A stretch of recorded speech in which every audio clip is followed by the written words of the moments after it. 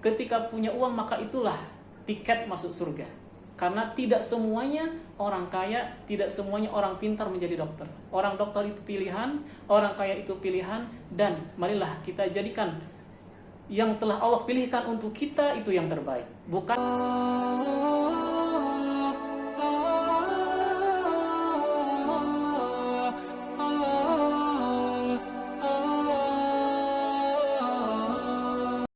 Alhamdulillahilladzi nazzal Qur'an hudan linnasi wa bayyinatin minal huda wal furqan.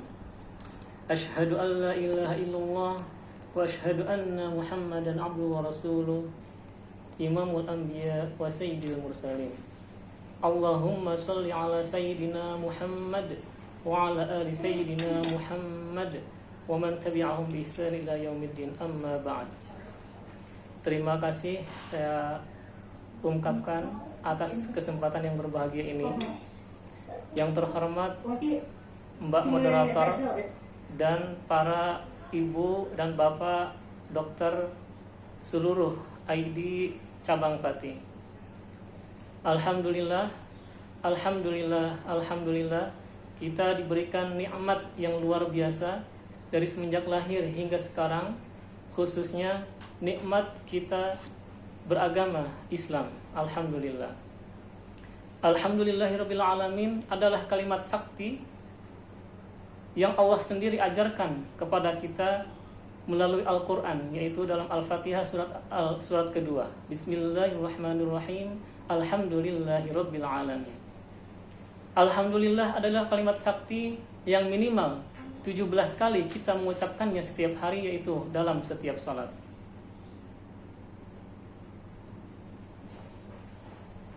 Alhamdulillah adalah kalimat dengan menggunakan jumlah ismiyah. Kalau menurut kita bahasa Indonesia, itu adalah kalimat yang menggunakan kata sifat atau kata benda. Beda halnya dengan kalimat yang menggunakan kata kerja tentunya.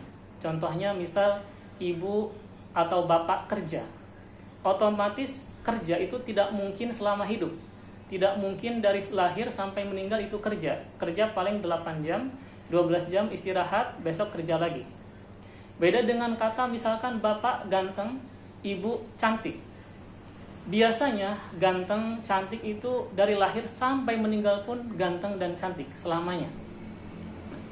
Alhamdulillahirabbil alamin, di sini Allah Subhanahu wa taala menggunakan jumlah ismiyah, menggunakan susunan kata benda dan atau kata sifat, bukan kata kerja. Tidak menggunakan hamidtu Allah, tidak mengucapkan saya telah memuji Allah, tapi mengucapkan alhamdulillah, segala puji, semua keistimewaan, semua kehebatan, semua kesempurnaan baik sekarang maupun kemarin, maupun yang telah lampau, maupun yang akan datang adalah hanya milik Allah Subhanahu wa taala. Oleh sebab itu haram bagi kita merasa paling pintar. Haram bagi kita merasa paling kaya. Haram bagi kita merasa paling hebat. Kenapa? Karena pintar kita, kaya kita, hebat kita tidak mungkin selamanya. Paling lama sampai kita meninggal. Setelah meninggal maka hilang semuanya. Beda dengan kesempurnaan Allah, beda dengan kehebatan Allah yang melekat selama-lamanya. Oleh karena itu, bapak-bapak, ibu-ibu semuanya, ketika kita sholat, Bismillahirrahmanirrahim, Alhamdulillahirabbil alamin. Semoga ketika kita mengucapkan itu terpatri dalam hati kita di sini bahwasanya sesungguhnya satupun dari diri kita tidak ada yang perlu dibanggakan. Tidak haram bagi kita untuk takabur, untuk ujub, untuk sombong atas apa yang telah kita capai. Karena sejatinya itu adalah semua titipan dari Allah Subhanahu wa taala. Salawat serta salam semoga tetap terlimpah curahkan kepada Nabi kita Muhammadin sallallahu alaihi wasallam. Salawat serta salam adalah kalimat sakti yang kedua yang Allah ajarkan kepada kita selaku hambanya untuk berterima kasih kepada nabinya, yaitu Nabi Muhammad sallallahu alaihi wasallam. Salawat Allah ajarkan dalam Al-Qur'an, dalam firman-Nya, innallaha wa malaikatahu yusholluna 'alan nabi ya ayyuhalladzina amanu shallu 'alaihi wa sallimu taslima. Unik di sini, terima kasih memang wajib kita panjatkan, wajib kita ucapkan. Namun uniknya Allah dan malaikat pun berterima kasih kepada Nabi Muhammad SAW. Perlu kita ketahui bahwasanya Nabi Muhammad adalah Nabi yang sangat penyayang. Bahkan Nabi Muhammad ketika beliau disakiti, ketika beliau dilempar batu, ketika beliau dilempar tai yang bau, ketika beliau dicerca, dihina, beliau tidak pernah yang namanya marah. Bahkan ketika darah mau jatuh dari bibirnya ke tanah pun dia tangkap karena takut menyentuh tanah, takut Allah murka. Bahkan ketika Allah tawarkan, wahai Nabi, melalui malaikat Jibril, wahai Nabi, apakah engkau ingin mengangkat gunung ini untuk ditimpakan kepada kaum kafir? Maka Rasul menjawab, tidak ya Allah. Mereka belum tahu, mereka tidak tahu. Dan uniknya ketika semua Nabi diberikan doa pamungkas, doa mustajab yang pasti dikabulkan, pasti diijabah, uniknya Nabi Muhammad menyimpan doanya untuk nanti di yaumul qiyamah, untuk syafaat kepada kita selaku umatnya. Kalau umat Nabi Nuh, umat Nabi Lut, semuanya ketika tidak beriman, maka Nabi Nuh, Nabi Lut, Nabi Yunus semuanya murka, semuanya mendoakan yang tidak baik. Umatnya pun diazab, ada yang kena banjir, ada yang ditenggelamkan oleh tanah, ada yang tinggalkan oleh nabinya. Namun tidak dengan Nabi Muhammad. Nabi Muhammad mengganti semuanya dengan apa? Aku ingin umatku semuanya masuk surga. Oleh karena itu keistimewaan Nabi Muhammad dibanding nabi lainnya adalah nanti ketika hari kiamat satu-satunya nabi yang mampu memberi syafaat, yang mampu memberikan pertolongan kepada umatnya. Luar biasa. Alhamdulillah hari ini kita masuk Ramadan yang hari ke-22, malam ke-23, dan semoga kita akan mendapatkan malam Lailatul Qadar. Kitab Al-Quran adalah kitab suci yang Allah turunkan pada bulan Ramadan. Uniknya di dunia ini banyak sekali agama, banyak sekali kitab suci. Mungkin kita bertanya-tanya, pantaskah Al-Quran dikatakan kitab suci? Pertanyaan yang tidak salah. Dan di sini mungkin kita akan sedikit membahas tentang pantaskah Al-Quran dinamakan kitab suci. Karena yang namanya kitab suci harus memiliki beberapa kriteria. Al-Quran dikatakan kitab suci. Kenapa? Itu sangat pantas. Kenapa? Karena nomor satu, Al-Quran itu bebas dari yang namanya intervensi nabinya, intervensi rasulnya, bebas daripada intervensi umatnya. Tidak ada satu pun dalam Al-Quran yang kalimatnya satu kalimat pun diganti. Tidak ada satu pun dalam Al-Quran yang kalimatnya berubah. Satu pun tidak ada. Bahkan zaman sekarang ada Al-Quran Android, ada Al-Quran dari iPhone, ada Al-Quran yang sudah dicetak banyak sekali. Ketika satu saja kalimat salah, semua umat Islam tahu. Semua umat Islam memboikot. Itu luar biasa. Beda dengan agama-agama, beda dengan kitab suci yang lain. Yang nomor dua, keunikan Al-Quran adalah bahwasanya Al-Quran itu turunnya mukjizat, turunnya luar biasa. Kenapa? Karena Al-Quran turun dari langit itu bukan mushaf utuh, bukan satu kitab utuh. Namun Al-Quran turun dari langit hanya suara. Dari Lauhul Mahfuz ke As-Sama'i Dunia itu suara utuh. Dari Al-Fatihah sampai An-Nas, suara. Mungkin kita bertanya-tanya, gimana caranya suara turun? Padahal zaman sekarang sudah terjawab. Zaman sekarang sudah ada yang namanya MP3, bahkan video. Bahkan kita bisa download musik di internet. Bahkan kita bisa download musik di video. Musik di internet, video di internet. Ini sudah terjawab. Jadi dahulu Allah Subhanahu wa taala menurunkan kalamnya, ucapannya bukan dalam bentuk kitab utuh, tapi suara. Dan uniknya ketika Al-Qur'an diturunkan dari langit ke dunia kepada Nabi Muhammad SAW, uniknya turun dengan bertahap-tahap, tidak langsung satu Quran penuh, tapi secara sedikit demi sedikit. Bahkan banyak yang mengatakan Al-Quran turun selama 22 tahun, 2 bulan, 22 hari. Dan ini menunjukkan bahwasanya memang Allah Subhanahu wa taala telah tahu apa yang akan terjadi pada Nabi Muhammad SAW. Dan yang terakhir adalah kehebatan Al-Quran. Itu Al-Quran sendiri menantang umatnya. Wa in kuntum fi raibin mimma nazzalna 'ala 'abdina fa'tu bi suratin min mithlihi wad'u syuhada'akum in kuntum shadiqin. Apabila kamu ragu tentang Al-Quran, maka datanglah, buatkanlah satu saja surat yang sepertinya. Apabila kamu benar-benar orang yang percaya diri. Namun ternyata dari dahulu sampai sekarang tidak ada satupun yang bisa membuat semacam Al-Quran. Bahkan zaman dulu ada namanya penyair, namanya Walid bin Mughirah. Penyair tersebut paling hebat syairnya pada masa jahiliyah, pada masa Nabi Muhammad SAW. Kemudian dia diutus oleh Abu Jahal, wahai Walid bin Mughirah, pergilah, dekatilah Nabi Muhammad, dengarkanlah ayat-ayat Al-Quran yang dibacakannya. Carilah kelemahannya, kritiklah, dan buatlah sepertinya. Namun Walid bin Mughirah setelah pergi kepada Nabi Muhammad mendengarkan ayat Al-Quran, dia kembali kepada Abu Jahal, dia berkata, Wallahi, ana a'lamu, ana ashkuru minkum. Saya tahu saya itu paling pandai bersyair daripada kamu semua. Saya tahu saya itu ahli puisi, lebih hebat dari kamu semuanya. Wallahi, ma yushbihu alladhi yaqulu Muhammad syai'an. Dan saya demi Allah tidak ada satupun kata, tidak ada satupun ucapan yang mampu menyamai Al-Quran, yang mampu menyamai apa yang dikatakan Muhammad. Inna alaihi laqalawah, sesungguhnya ucapannya sangat manis. Wa inna alaihi laqalawah, dan sangat indah. Wa anna alahu lamublik, bahkan orang yang pandai di antara kita pun pasti akan mendapatkan sesuatu ilmu yang baru. Wa inna a'lahu lamusnir, dan bahkan orang yang paling bodoh di antara kita pun akan mendapatkan gizi yang luar biasa dari Al-Quran. Wa innahu ya'lu, dan Quran itu sangat hebat. Wa la yu'la alai, dan tidak tertandingi. Sangat unik. Coba kita lihat, kita semuanya pasti tidak mungkin jadi dokter, tidak mungkin jadi spesialis. Biasanya ada yang namanya praktek, ada yang namanya nulis tesis atau skripsi. Tesis itu wajib original, wajib asli. Bahkan ketika kita mengcopy pun, meniru tulisan orang lain pun harus menuliskan aslinya. Uniknya Al-Quran di sini sangat asli. Setelah melewati masa 14 abad, 1400 tahun, namun Al-Quran sampai sekarang pun yang dibaca zaman dahulu, zaman Nabi sampai sekarang, zaman kita sama, yang dari dulu Bismillah sampai sekarang pun Bismillahirrahmanirrahim.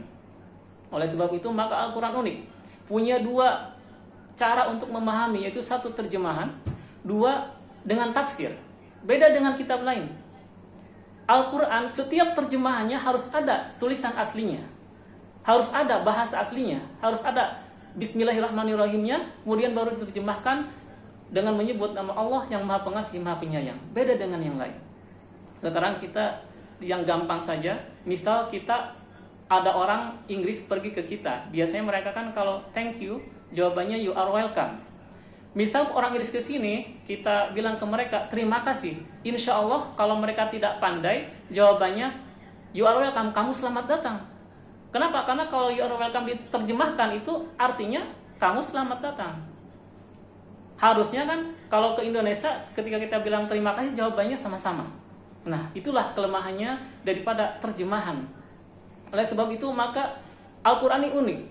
Kita sholat haram menggunakan, tidak boleh menggunakan selain bahasa Arab. Itulah keindahan Al-Quran. Dan sebagaimana kita tahu terjemahan itu terbatas. Oleh karena itu Al-Quran memiliki tafsir yang Masya Allah luar biasa banyaknya.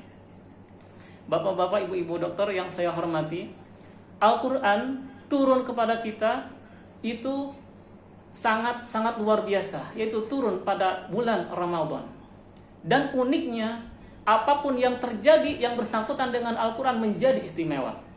Contohnya malam Al-Quran diturunkan, maka dinamakan Lailatul Qadar, malam yang istimewa, malam yang luar biasa, Lailatul Qadar.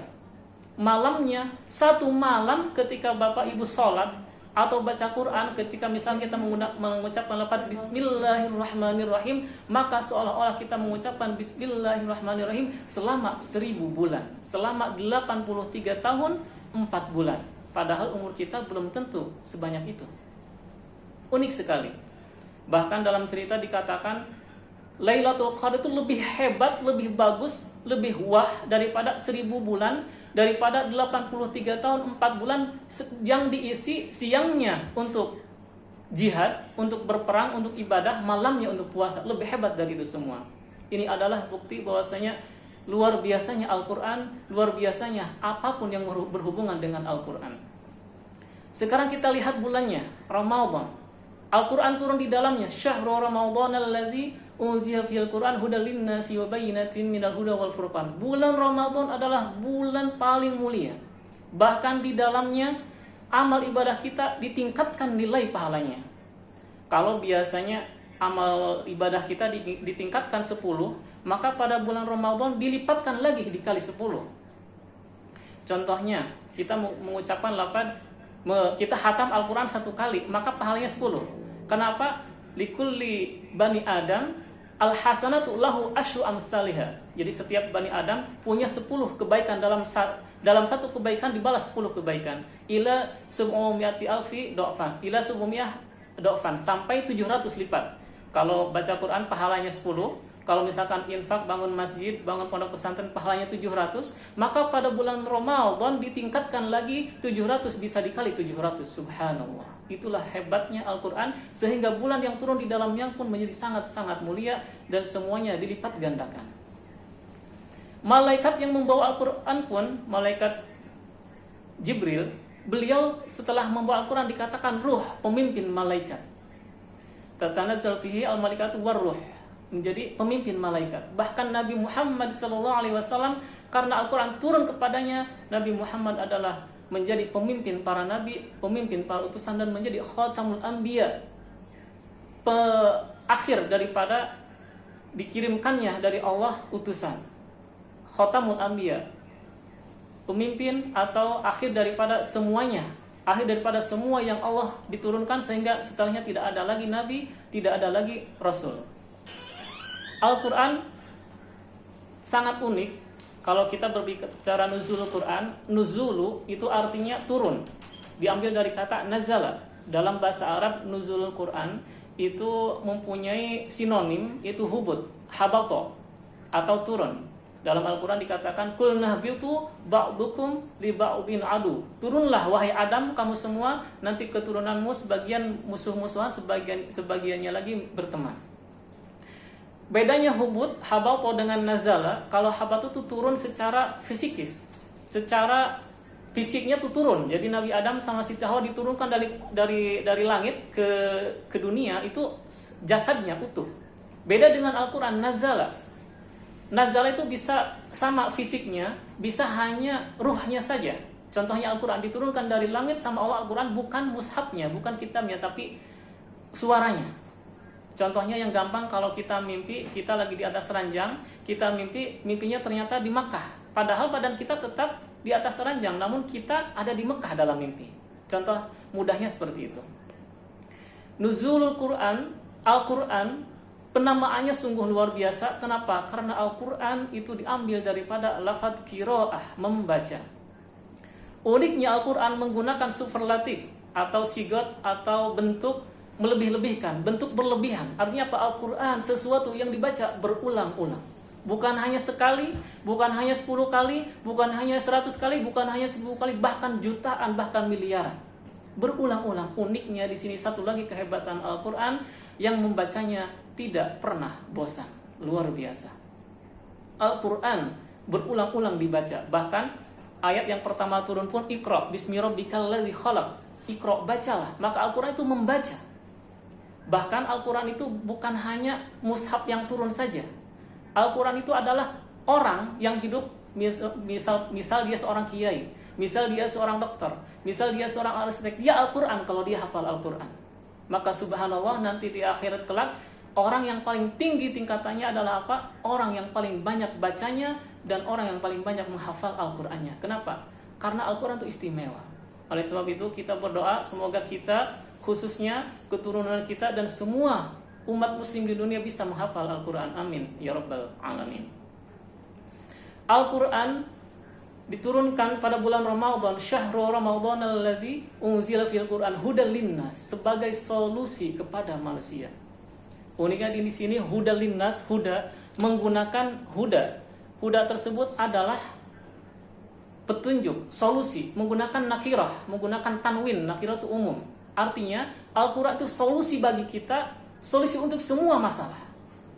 Bukan hanya satu masalah, semua masalah adalah solusinya Al-Quran. Luar biasa. Hudal linnas, sebagai solusi bagi kita.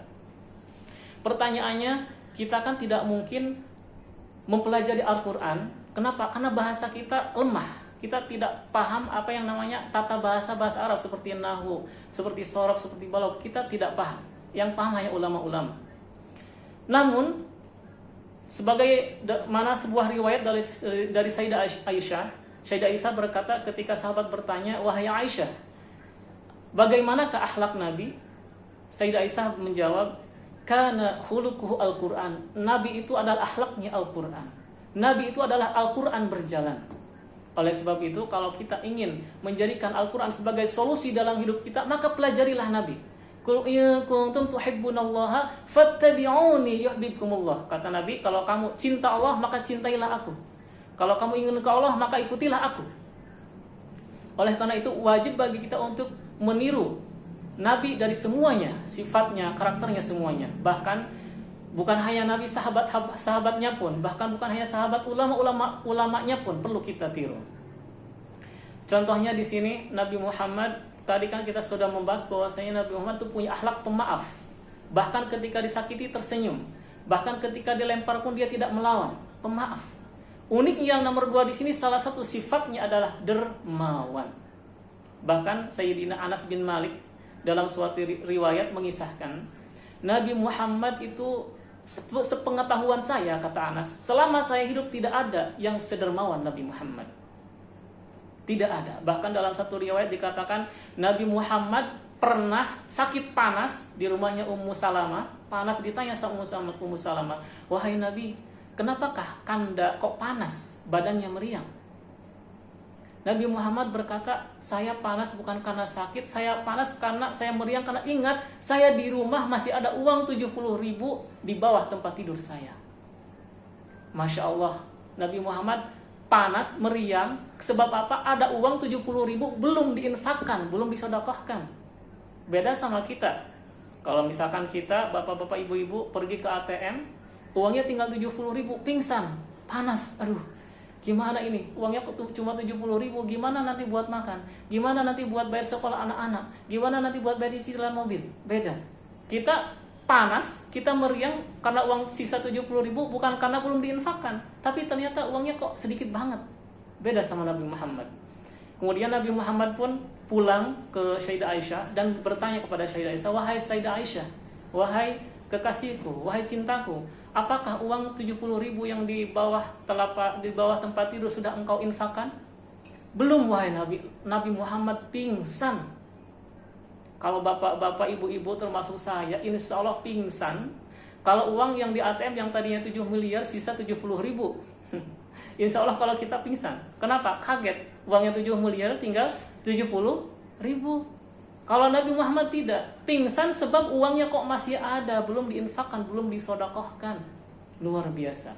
Maka oleh karena itu akhirnya Sayyidah Aisyah langsung menginfakkan semua uang 70.000 yang ada di tempat tidur Nabi. Dan perlu diketahui bahwasanya Nabi Muhammad satu hari pun tidak pernah yang namanya meninggalkan uang meskipun hanya 1 rupiah. Itulah Nabi Muhammad, dia menjadikan dunia itu bukan tujuan, bukan tujuan utama. Beda sama kita, "Nah, nanti kamu masuk kedokteran ya." "Nah, kenapa Pak? Kenapa Mah?" "Biar kalau kedokteran kamu nanti hidupnya mewah, hidupnya bahagia, uangnya banyak." "Nah, kamu nanti nyalon DPR ya, MPR ya." "Kenapa Pak? Kenapa Mah?" "DPR, MPR itu uangnya banyak, besok kamu bisa keluar negeri, kamu bisa kemana-mana." "Nah, belajar yang rajin ya." "Iya ya, iya Mah." "Kenapa?" "Kalau kamu belajar rajin nanti kamu jadi orang hebat, nanti kamu sukses, uangnya banyak." Lagi-lagi yang kita tuju uang, uang dan uang. Na'udzubillah, summa na'udzubillah. Harusnya kalau kita punya anak, "Nah, belajarlah yang rajin biar kamu pintar, biar kamu kaya, dan kekayaannya tuh kamu infakkan untuk jalan Allah. Kekayaannya kamu pakai untuk menolong Allah." "Nah, kamu jadi dokter ya." "Iya Pak." "Iya Mah, kenapa Pak?" "Kamu kalau jadi dokter, nanti kamu hebat, pintar, uangmu banyak. Ketika ada orang miskin berobat, gratiskanlah Nak. Ketika ada pondok pesantren, banyak santri di sana yang sakit, gratiskanlah Nak." Kenapa? Karena santri itu Ibnu Sabil. Ibnu Sabil adalah salah satu yang berhak mendapatkan zakat. "Nah, kamu jadi MPR ya, jadi DPR ya." Kenapa? Agar urusan Islam dipermudah, urusan Islam gampang. Harusnya seperti itu, bukan tujuannya uang. Tujuannya uang lagi, dan uang lagi. Nauzubillah, summa nauzubillah. Nabi Muhammad mengajarkan akhlak dan sifatnya ternyata membekas pada diri sahabatnya. Jadi kalau ibu bapak semuanya pengen hidup hebat, hidupnya berkah luar biasa istimewa, maka adalah solusinya itu berbagi, bukan memperkaya diri. Solusinya berbagi, banyak kisahnya. Kisah orang yang tidak berbagi, yang kekayaannya ditumpuk diri, tidak untuk umat, tidak untuk meninggikan kalimat Allah, maka dia hidupnya sengsara. Contohnya nenek moyang kita, Kabil. Kabil, kurbannya ditolak sama Allah ketika dia ingin menikahi Labuda. Kenapa? Karena yang dipersembahkan sama Kabil ternyata sesuatu yang paling buruk dari hasil usahanya. Kemudian kita turun lagi, ada yang namanya Fir'aun, ada yang namanya Qarun. Fir'aun kekayaannya dipakai sama dia. Qarun kekayaannya sampai dikatakan kekayaannya kuncinya aja tidak bisa dibawa oleh 100 onta saking banyaknya. Namun sampai sekarang mana? Kita hanya dengar namanya namun kejelekannya. Kita kembali lagi, makin maju lagi ke zaman Sa'labah, sahabat Nabi. Dulu Sa'labah itu orang miskin, rajin sholat, rajin jamaah, rajin ibadah. Namun ketika kaya, boro-boro sholat jamaah, sholat fardu pun ditinggalkan. Dan nerakalah jadi tempat tujuannya. Nauzubillah. Beda dengan orang-orang yang menginfakkan hartanya. Coba kita lihat dari awal Islam. Abu Bakar, uangnya habis. Khadijah, uangnya habis untuk infak di jalan Allah. Dan nyatanya Abu Bakar termasuk salah satu orang yang masuk surga. Kembali lagi ke Utsman. Kalau kita umrah, kita haji, ada yang namanya Bi'ru Rumah, sumur rumah. Sumur rumah itu identik dengan Sayyidina Utsman. Kenapa? Karena beliau satu-satunya orang yang mampu membeli sumur rumah tersebut dari seorang Yahudi. Dan uniknya dibeli bukan untuk dia, namun untuk diwakafkan kepada orang-orang Islam di kota Madinah. Bahkan sampai sekarang sumur rumah dengan kebun kurmanya itu sampai sekarang atas nama Utsman untuk diwakafkan kepada fakir miskin, kepada orang-orang yang membutuhkan. Subhanallah. Bisa dibayangkan pahalanya sebanyaknya segimana. Kita tidak bisa mengkalkulasikannya dari semenjak 1400 tahun yang lalu sampai sekarang. Kita lihat lagi kepada zaman sekarang, ada yang namanya orang miskin, yaitu Uwais Al-Qarni, orang Yaman. Miskin Pak, miskin Bu, saking miskinnya dia tuh hanya jadi pengembala kambing.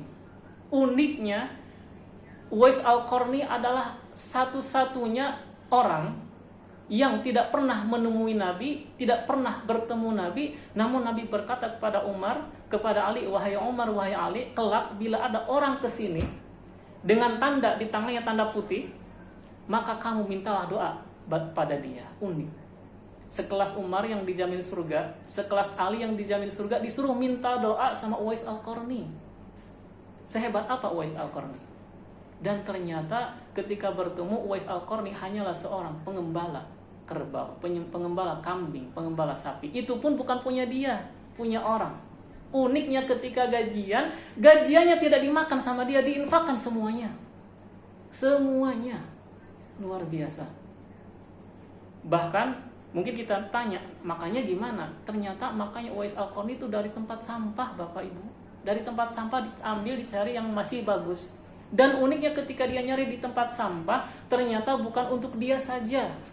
Dia pernah dalam suatu kisah diceritakan menemukan 3 roti, yang 1 dimakan, yang 2 dibagikan lagi kepada orang yang lebih sengsara dari dia, yang lumpuh. Luar biasa. Bahkan Nabi Muhammad pun pernah berkata, ad-dunya hubud dunya ra'su kulli khati'atin. Cinta dunia adalah pusat porosnya semua kejahatan. Anna la akhsha 'alaikum an tusyriku. Saya tidak takut kamu semua umatku untuk syirik. Walakinnani akhsha 'alaikum ad-dunya an tatanafasu fiha wa tuqatilu fiha. Tapi saya takut kamu semua mencari dunia, berlomba-lomba untuk mengejar dunia dan saling membunuh. Coba sekarang kita tanya para koruptor, wahai koruptor, kenapa Anda korupsi? Koruptor menjawab, saya ingin hidup mewah, saya ingin dunia. Coba kita tanya kepada pencuri, kepada perampok, kenapa Anda mencuri, kenapa Anda merampok? Jawabannya, karena saya ingin uang, saya ingin hidup mewah, saya ingin enak. Semua tujuannya dunia. Na'udzubillah, summa na'udzubillah.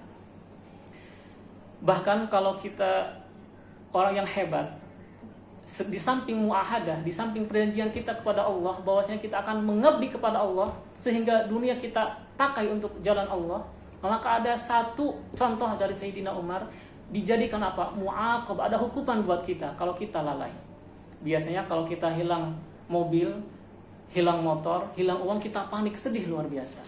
Beda dengan Sayyidina Umar, ketika Umar kehilangan yang namanya jamaah, bukan kehilangan sholat fardu, bukan telat sholat fardu, kehilangan jamaah, Umar nangis luar biasa, sedihnya minta ampun. Kenapa? Karena dia kehilangan jamaah sholat asar, karena dia apa? Melihat indahnya kebunnya. Oleh karena itu apa? Umar menghukum dirinya sendiri dengan menginfakkan, mewakafkan tanahnya tersebut untuk orang muslim. Kalau kita kebalik, kalau kita ke masjid, mobil kita hilang, kapok, besoknya pakai sepeda ontel aja lah, takut hilang lagi. Kalau Umar tidak, jamaah yang hilang sebabnya diinfakkan karena takut tidak jamaah lagi. Maka ini menjadi pertanyaan bagi kita, dan ini adalah kadar iman kita. Apabila yang hilang dari kita sholatnya, misalkan sholat sunnahnya, atau puasa sunnahnya, atau baca Qur'annya, dan kita tidak sedih, berarti jauh dari yang namanya kita imannya kuat. Bahkan untuk mengetahui iman kuat, tidak jauh-jauh kita lihat Ramadan. Karena kalau Ramadan datang kita senang, itu tandanya kita imannya kuat. Dalam hadis dikatakan man fariha bidukhuli Ramadan haramallahu jasadu ila niran. Orang yang bahagia ketika Ramadan datang haram masuk neraka. Luar biasa. Bapak-bapak, ibu-ibu dokter yang saya hormati, ini sudah setengah jam. Karena waktu saya setengah jam, sebelum saya akhiri, saya ingin mengulang sedikit bahwasanya intinya adalah untuk pengajian kali ini, bekerja itu wajib. Wajib. Kenapa? Ma la yatimmu illa bi fahuwa wajib. Kita haji harus kerja. Kita punya anak, punya istri, harus nafkah, harus kerja. Kita sholat, kita zakat, kita sedekah, harus kerja. Maka kerja itu wajib. Namun jangan jadikan kerja itu tujuan. Kerja itu hanya wasilah, hanya perantara agar nanti kita mampu ibadah haji, kita mampu sedekah, mampu infak, agar kita hidup tenang dan anak kita pun tidak sengsara. Jadi kerja bukan tujuan, namun wasilah kita untuk mencari surga. Maka di sini bapak-bapak ibu dokter yang merasa banyak uangnya, maka infakkanlah. Gak usah meniru sahabat Abu Bakar semuanya. Tidak usah meniru sahabat Utsman, kita belum mampu. Karena ada hadis Nabi, riwayatnya Sa'ad bin Abi Waqqas. Sa'ad bin Abi Waqqas pun 10 orang yang masuk surga. Ketika beliau sakit, dia berkata kepada Nabi, "Wahai Nabi, aku sedang sakit dan aku yakin mungkin umurku ini yang terakhir. Aku ingin menginfakkan, mewakafkan semua hartaku." Nabi menjawab, "La, wahai Waqqas, jangan. Kalau gitu setengahnya, la, jangan. Sepertiganya, ya sepertiganya. Sepertiga itu banyak." Oleh karena itu bapak-bapak ibu-ibu, kerja itu wajib, namun jangan lupa untuk berbagi. Jangan lupa untuk menginfakkan harta, mewakafkan harta yang dipunya. Karena apa? Karena harta yang dipunya itu akan menjadi modal nanti di alam barzakh, akan modal nanti di akhirat kelak. Jangan lupa kita lihat orang fakir miskin sekitar, kita lihat masjid yang belum selesai dibangun, kita lihat pondok pesantren yang belum selesai dibangun. Ketika punya uang, maka itulah tiket masuk surga. Karena tidak semuanya orang kaya, tidak semuanya orang pintar menjadi dokter. Orang dokter itu pilihan, orang kaya itu pilihan, dan marilah kita jadikan yang telah Allah pilihkan untuk kita itu yang terbaik. Bukan yang telah Allah pilihkan untuk kita malah menyebabkan kita masuk neraka. Kurang lebihnya saya mohon maaf. Wassalamualaikum warahmatullahi wabarakatuh.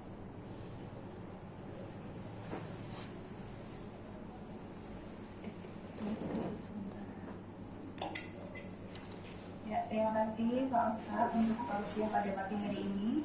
Kita lanjutkan pada. Terima kasih atas kesempatannya. Alhamdulillah saya mendengarkan kajian dari Pak Ustadz tadi. Insya Allah kita semua seperti yang diharapkan oleh beliau. Bagaimana kita menyikapi mohon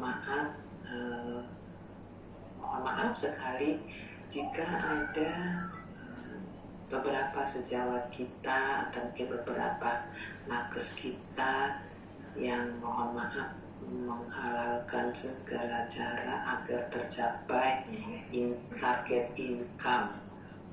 Sekian dan terima kasih. Assalamualaikum warahmatullahi wabarakatuh.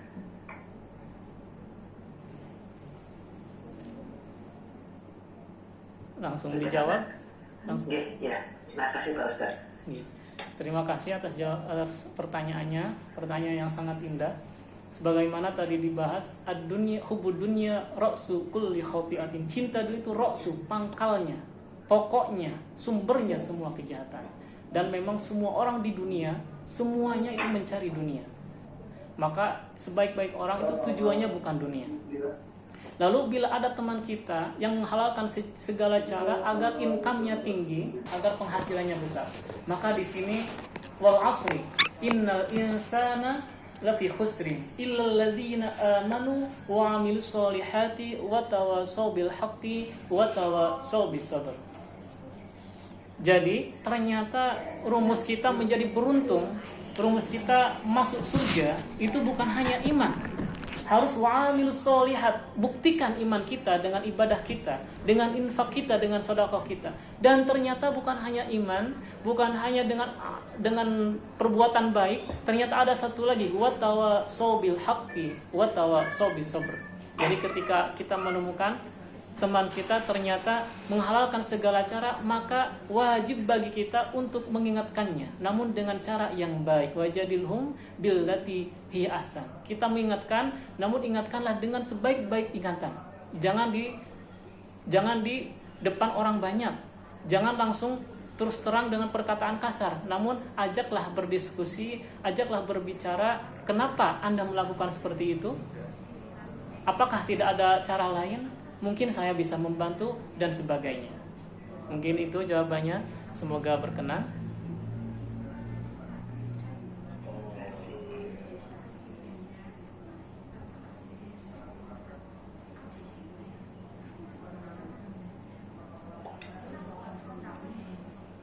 Oke, terima kasih untuk Sekali lagi Pak Ustaz, Iya. apakah beliau tidak akan tersinggung kalau kita menyampaikan walaupun dengan cara yang halus? Ya, mungkin yang memang ini percayaan bagus. Terkadang ketika mungkin kakak kita berbuat jelek, ibu kita berbuat jelek, atau saudara kita berbuat jelek, tidak harus kita yang mengingatkan. Mungkin kita bisa, misalkan ada acara ulang tahun atau kumpulan keluarga, jangan kita mengundang ustaz atau mengundang senior.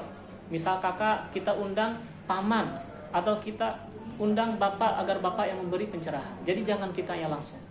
Karena kalau kita yang langsung mungkin bahaya, kecuali kitanya memang dihormati sama beliau, sama yang bersangkutan.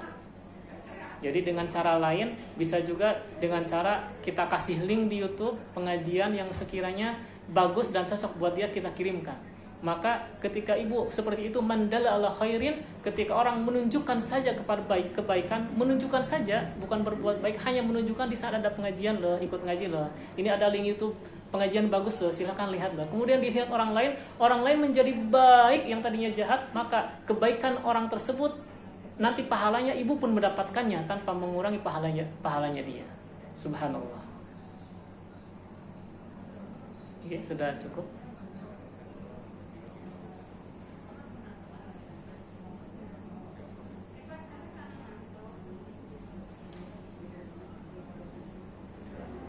Oke, terima kasih untuk Ustaz Jajang. Untuk Dr. Erni mungkin masih ada yang ingin ditanyakan, atau mungkin kepada Bapak Ibu lainnya serta rekan-rekan yang ingin bertanya.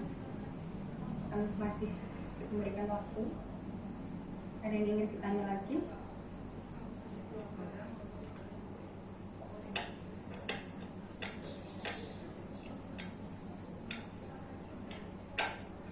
Monggo, kami silakan untuk bertanya.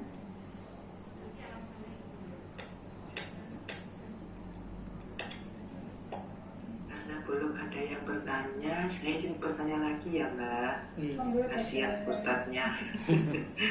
Ustadznya udah ngasih kajian.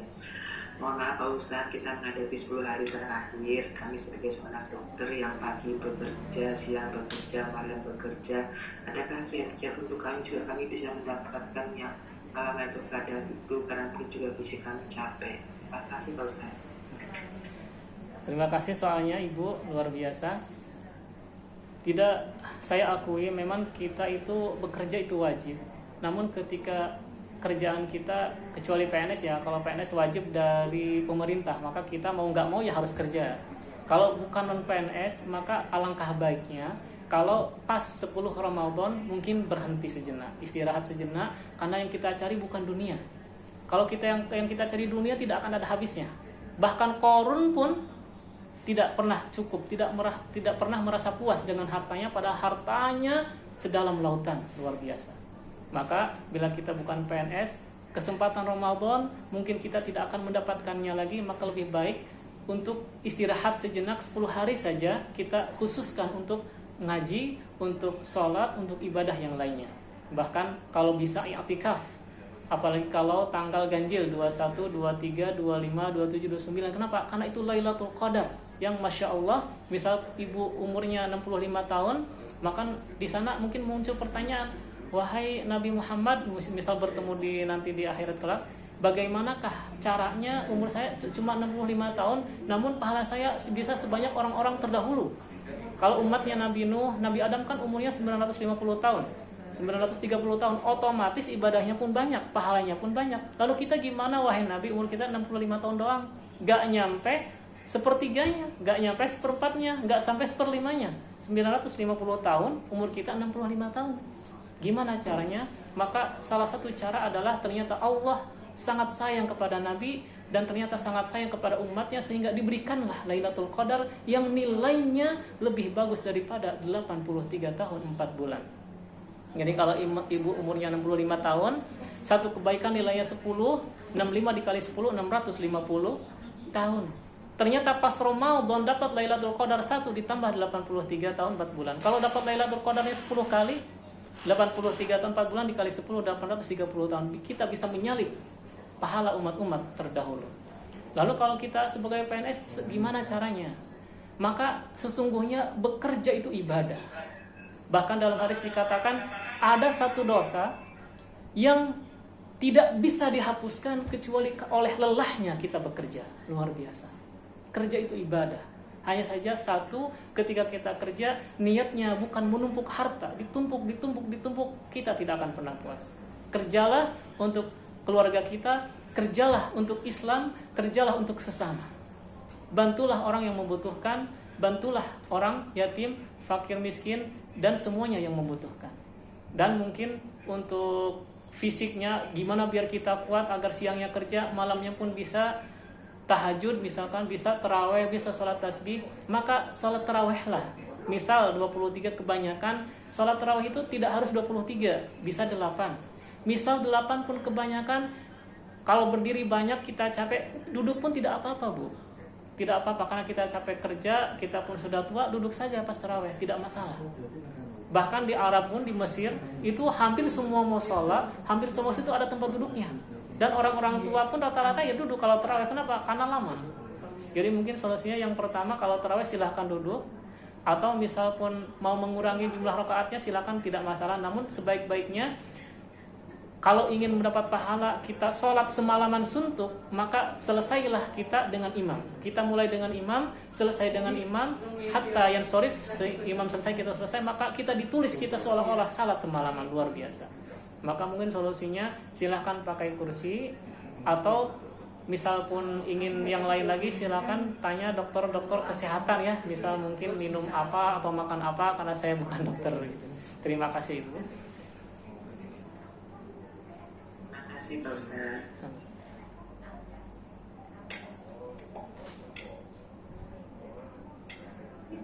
Terima kasih Pak Ustaz. Ini ada pertanyaan selanjutnya dari Dr. Asti Ansari. Saya bacakan ya Pak Ustaz. Ini bagaimana caranya biar kita selalu ikhlas dalam setiap mengerjakan sesuatu. Ya. Monggo Ustaz. Terima kasih, soalnya Masya Allah luar biasa. Ini memang pertanyaan yang sering saya pikirkan. Gimana sih caranya ikhlas? Susah, ikhlas itu susah. Kenapa? Karena yang dituju itu hanya Allah, bukan kepentingan pribadi. Kita sholat malam, kita puasa siangnya, kita jamaah terus. Yang dituju bukan sebab kita ingin terhormat, ingin dikenal orang. Bukan. Kita infak 1 miliar, kita infak 1 triliun, yang dituju memang Allah, bukan karena ingin dihargai orang lain, bukan. Itu gimana caranya? Maka cara yang paling mudah adalah coba ibu atau bapak berprasangka seperti ini. Misal naik mobil, di tengah jalan tiba-tiba ada kucing mau nyebrang. Otomatis ibu atau bapak berhenti. Kenapa? Karena kasihan kucing mau nyebrang. Setelah kucing nyebrang, kita naik mobil lagi. Insya Allah amalan ibadah ibu seperti itu hilang, lupa.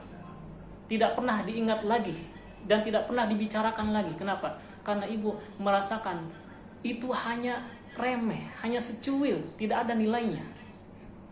Maka ibadahlah, infaklah, wakaflah, dan kita rasakan itu tidak ada nilainya dibanding dengan nikmat Allah yang luar biasa. Nikmat melihat, nikmat mendengar, nikmat punya keluarga, Masya Allah. Nikmat ibadah lain lebih hebat lagi. Rumus kedua adalah rasakan ketika ibu atau bapak menginfakkan atau mewakafkan atau ibadah, rasakan seperti ini. Misal contoh, saya dikasih uang sama ibu dokter. Misalkan ibu dokter memberi saya uang 1 miliar. Kemudian ketika saya sudah mendapatkan uang, apakah saya akan berkata di depan ibu bilang saya sudah kaya? Tidak kan? Kenapa? Saya malu. Orang itu uangnya dari ibu. Masa saya bilang saya sudah kaya di depan ibu? Enggak mungkin kan? Kemudian kita infakkan uang 1 miliar tersebut untuk masjid, diinfakkan 100 juta. Saya pun malu merasa bahwa saya itu infak atas nama saya. Kenapa? Karena itu infak uang dari ibu. Saya kembalikan ke masjid, yaitu aslinya dari ibu, bukan karena usaha saya. Maksudnya apa? Kita diberi nikmat oleh Allah, uang yang banyak, kesehatan yang luar biasa, bisa ibadah, bisa infak, bisa wakaf, maka rasakanlah. Yang kita wakafkan itu punya Allah, bukan punya kita. Kita tidak ada kepentingan apapun di sana, kita hanya dititipkan. Masa kita dititipkan kita sombong? Masa kita hanya megang sementara doang, kita bilang itu uang kita? Itu bukan, itu uang Allah, kita hanya dititipkan saja. Mungkin itu saja, semoga bermanfaat. Terima kasih. Baik, terima kasih Pak Ustadz. Ini ada pertanyaan lagi dari Dr. Juli. Pertanyaannya, apakah ada tandanya Pak Ustadz kalau misalnya kita itu mendapatkan malam Lailatul Qadar? Masya Allah, Lailatul Qadar memang sungguh istimewa. Memang kita tidak bisa, ikhlas itu butuh pelajaran ya, butuh latihan. Dan latihan salah satunya seperti kita menyuruh anak kita, kalau kamu juara 1, kalau kamu jamaah terus, kalau kamu tahajud terus, nanti kita haji, nanti kita ke Amerika, pasti ada imbalan. Untuk merangsang, untuk terlatih. Kalau sudah terlatih, insya Allah ikhlas. Sama dengan ibadah. Wahai hamba-hamba Allah, umat-umat Nabi Muhammad, sholat malamlah, pahalanya itu kamu akan jadi sukses. Sholat tarawih lah, pahalanya itu bisa menghapus dosa. Puasa lah bisa menghapus dosa. Itu sebenarnya latihan. Kalau iman kita semakin tinggi, iman kita semakin kuat, yang dituju bukan pahala, tapi yang dituju adalah syukur kita kepada Allah, kita mampu beribadah. Maka ketika ada Lailatul Qadar, gimana sih caranya kita dapat Lailatul Qadar? Itu kita bisa merasakan kalau kita dapat Lailatul Qadar, kita menjadi semakin ikhlas beribadah kepada Allah, murni, bukan karena kita, bukan karena keinginan kita, bukan karena nafsu kita, namun karena memang menghamba kepada Allah. Uang keluar 1 triliun pun kita tidak merasa sayang. Uang keluar 1 triliun pun kita tidak merasa sombong. Itu tandanya orang yang dapat Lailatul Qadar. Namun memang susah kalau kita mencari tanda seperti itu. Kenapa? Karena ibadah puasa kita pun kebanyakan rubba shaimin, banyak sekali orang yang puasa laisa lahu illa ju' wal atash. Tidak ada baginya kecuali ya cuma haus dan lapar saja. Maka kita untuk mencapai derajat itu sangat susah. Kenapa? Karena puasa kita pun memang nilainya itu, kualitasnya itu sangat-sangat jauh dari harapan. Namun ada lagi tanda Lailatul Qadar yang kedua, apabila bapak, ibu, misalkan Ramadan ternyata musim panas sekali. Ternyata kok suatu malam tersebut kok nggak panas ya? Itu berarti Lailatul Qadar. Misal Lailatul Qadarnya musim hujan terus. Ternyata suatu hari tidak ada hujan. Itu Lailatul Qadar berarti. Dan itu berarti ibu, bapak alhamdulillah mendapatkan nikmatnya Lailatul Qadar. Dan satu rumus yang perlu diingat adalah kita wajib mendapatkan peluang Lailatul Qadar itu bukan hanya tanggal ganjil saja, 21, 23, 25, bukan hanya itu saja. Kalau bisa dari awal Ramadan. Kenapa? Karena ada yang bilang Lailatul Qadar itu tanggal 1.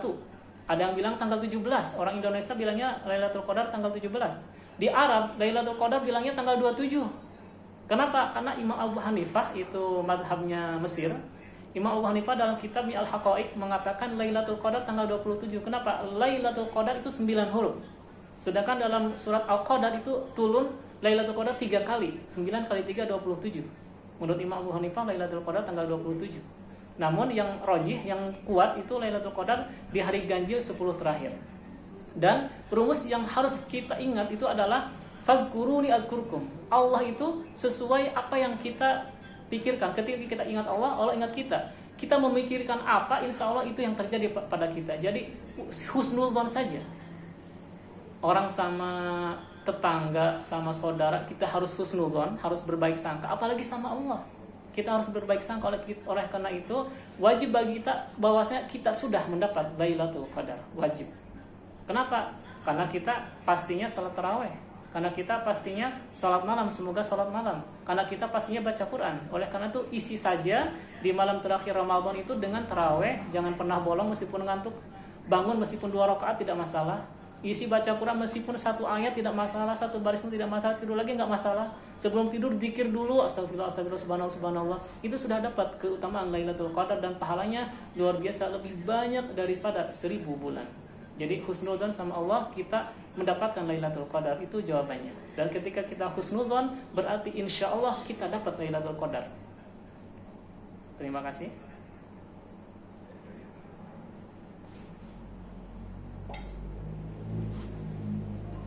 Terima kasih Pak Ustaz untuk jawabannya. Sebagai nomor, kalau kita bisa ambil hikmah dari tausiah pada pagi hari ini banyak sekali pelajaran yang mungkin bisa menambah ilmu untuk kita menjadi lebih berpahala ya Pak Ustaz ya, untuk mendapatkan malam Lailatul Qadar. Yang penting kita semua melaksanakannya dengan ikhlas. Kita lanjutkan untuk acara selanjutnya. Kita sudah sampai di penghujung acara. Untuk doa sebagai penutup dari Pak Ustadz, monggo. Kita langsung berdoa. Sebelum berdoa kita baca istighfar 3 kali.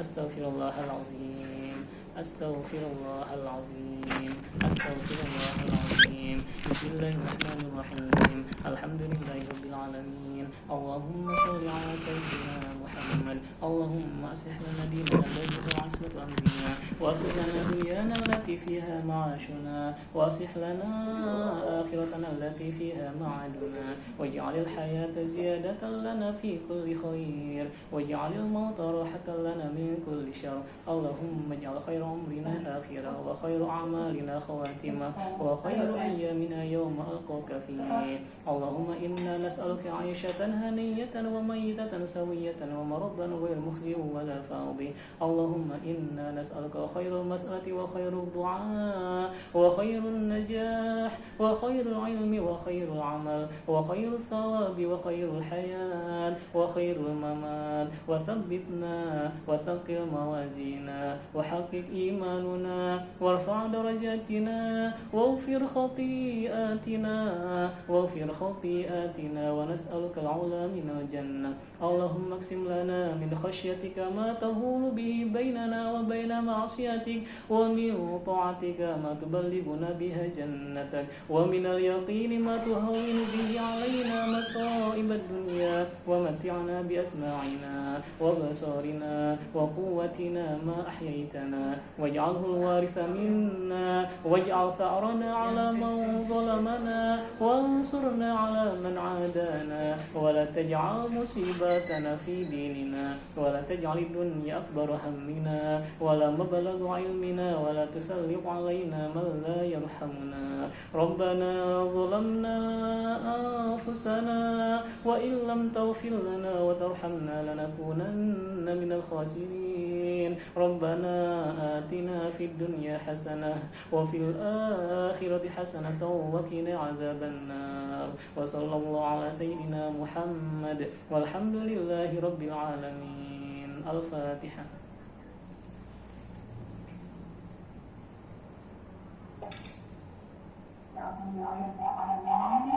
Sebelum saya tutup acara pada hari ini, kita bisa foto bersama. Mohon diaktifkan untuk kameranya. kita bisa mengabadikan momen Ramadan pada pagi hari ini walaupun virtual. Oke, sudah diaktifkan semua.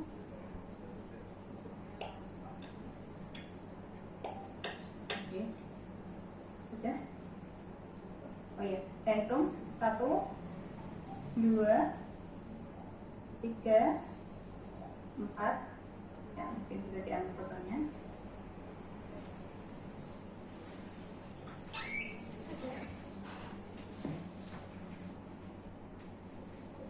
Oke, sudah. Terima kasih untuk semua Bapak dan Ibu yang sudah tergabung pada acara pagi hari ini.